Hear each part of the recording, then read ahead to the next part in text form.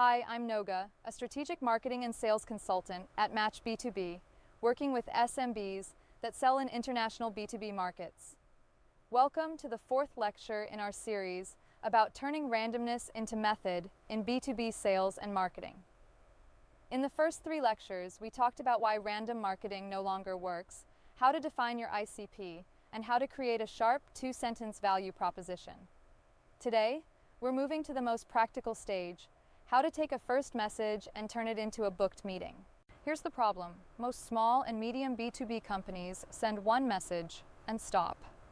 They send a LinkedIn note or one cold email and then they wait. If the prospect replies, great. If not, they move on.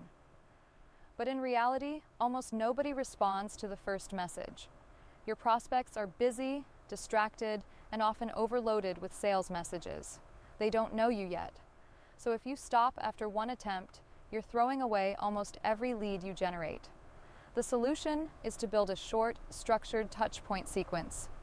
A process of 3 to 4 touches, each with value, that gradually moves the prospect from stranger to interested to booked meeting. Let me show you how this works. The names I'll use are fictional, but the cases and results are real. CyberSec Pro is a 15-person cyber boutique serving SaaS companies in the US. Before we worked together, they sent one simple cold message. We provide cybersecurity services.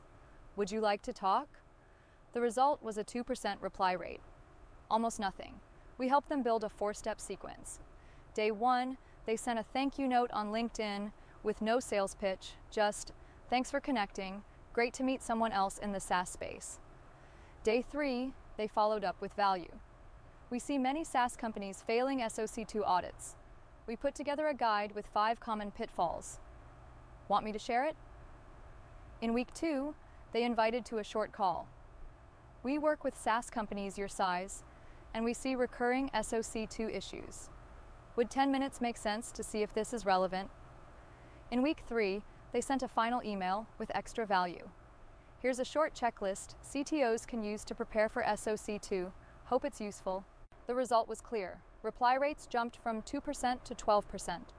That gave them a steady 5 to 6 meetings every month, and from those meetings, they closed 1 to 2 new projects every quarter.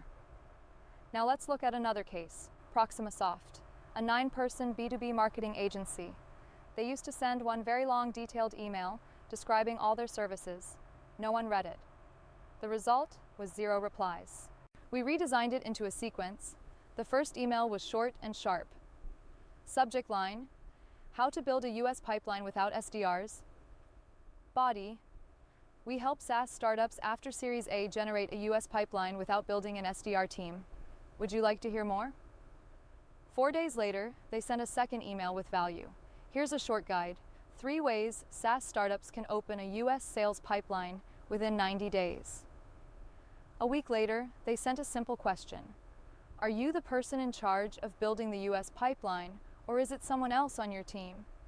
And finally, they sent a last follow-up. This will be my last note. If you'd like the guide on building US pipelines step by step, I'd be happy to share. This approach completely changed their results. Their reply rate rose from 1% to 10%. In 3 months, they booked 12 quality meetings and closed 3 new clients.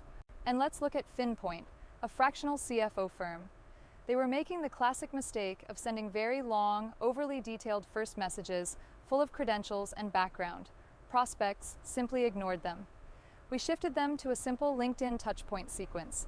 After a new connection, they sent a thank you note, then a short message. We see many startups running out of runway faster than expected. We created a checklist of 5 mistakes founders make. Want me to share? A week later, they followed up.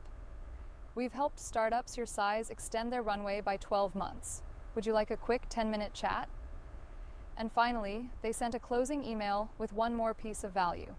Instead of occasional random responses, FinPoint began booking 4 to 5 quality meetings every month, leading to 2 new clients each quarter. So how do you build your own touchpoint sequence? First, don't stop after one message. Plan at least 3 to 4 touches. Second, mix value with asks. Don't push only for a meeting. Share guides, checklists, or insights. Third, keep the tone human. A thank you note should feel like a real person, not a sales robot. Fourth, space your touches. Day 1, day 3 or 4, then a week, then another week. And fifth, know when to stop. After 3 or 4 messages with no response, move on. Why does this work? Because it matches how people actually make decisions. Nobody wants to be sold to immediately. But if you show up consistently, provide value, and give them a chance to engage at their own pace, you build trust. It's not spamming. It's professional, respectful persistence. And the numbers tell the story. With a single message, reply rates are 2% at best. With a structured sequence, reply rates jump to 10 or even 15%. For an SMB, that means 5 to 6 quality meetings per month and 1 to 2 new clients every quarter. That's what creates predictable growth. So here's the takeaway. If you're sending one message and waiting, you're leaving most of your opportunities on the table. A short, structured touchpoint sequence is the difference between silence and steady meetings. It doesn't need to be complicated. 4 simple steps, repeated consistently, can turn connections into conversations and conversations into clients. Thank you for joining me in this 4th lecture.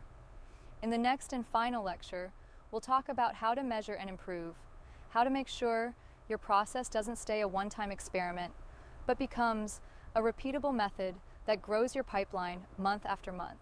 And if what you heard here resonates with your business, you can schedule a meeting with our CEO, Benny Fluman, at the link in the post.